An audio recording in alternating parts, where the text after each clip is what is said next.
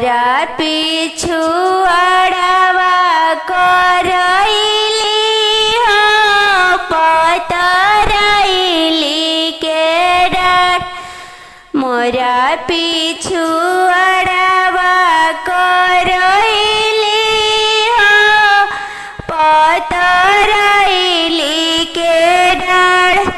पातर भैया अरुणा भैया भैलन घरे आसावार।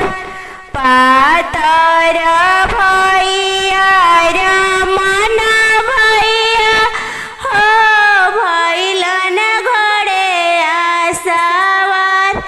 घोड़ा दौड़ावेलन बेला तारा देखी के लोगवा डेराय।